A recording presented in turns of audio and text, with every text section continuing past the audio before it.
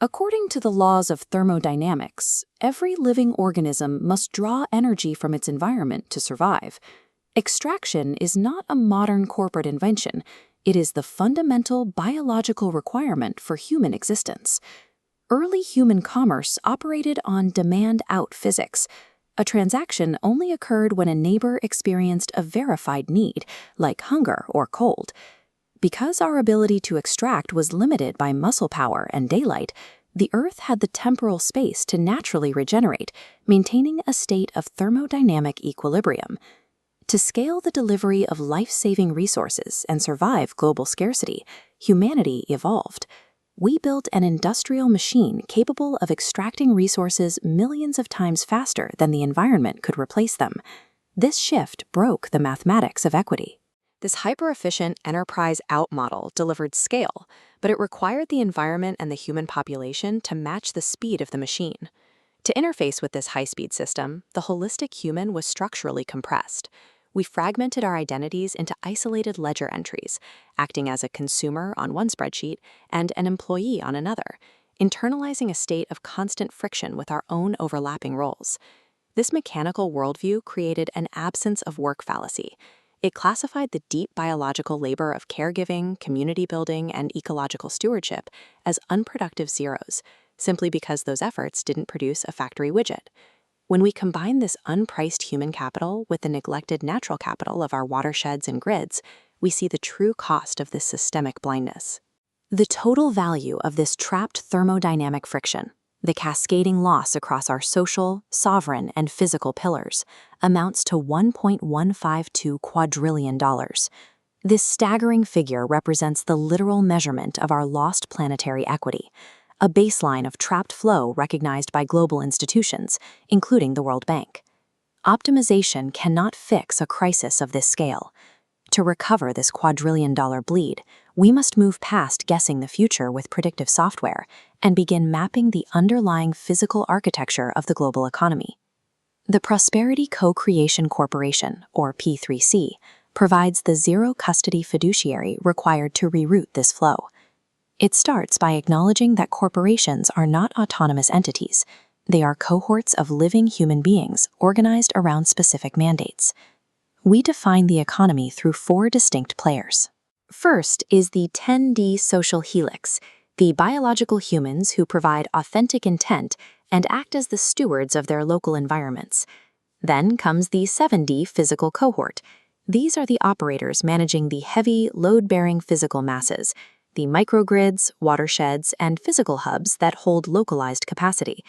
Above these sits the 1D cyber cohort, the supranational engineers delivering massive bundles of algorithmic IP and compute capability to the global network. Finally, the 4D sovereign helix manages the legal dimension, mapping the exact treaties, jurisdictional boundaries, and vendor contracts that define the space. Synchronizing these 4 living cohorts is the only way to ensure that modern global extraction is technologically constrained to match the regenerative capacity of the Earth. To safely integrate these layers, P3C utilizes the 10-7-5-4-1 kinetic decoupling sequence.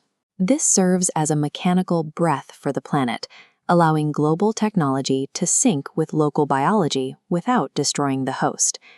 During the exhale, massive global enterprises safely unbundle their frictionless capabilities into a deterministic simulator.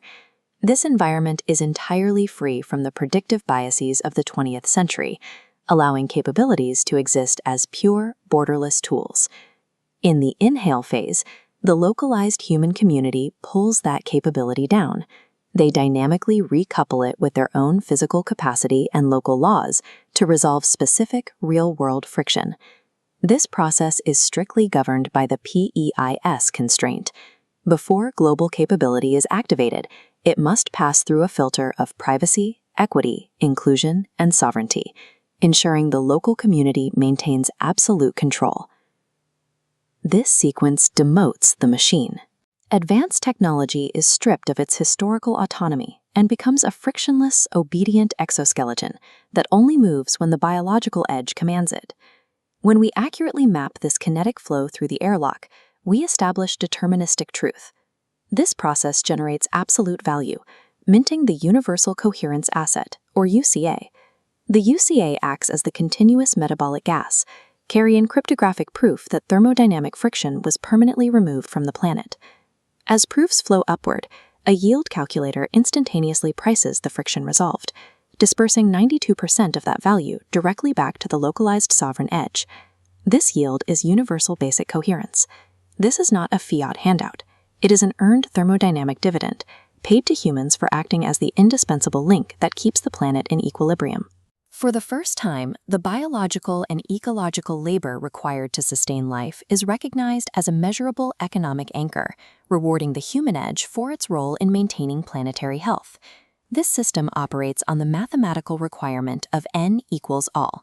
If even one dimension of the human experience is left out of the airlock, the equation fractures and planetary equity is lost. Building momentum. By delegating mechanical toil to the exoskeleton, we shatter the historical monopolies on value. When the machine is restricted to routing and the human edge is empowered to map, the localized community regains power to author its own purpose.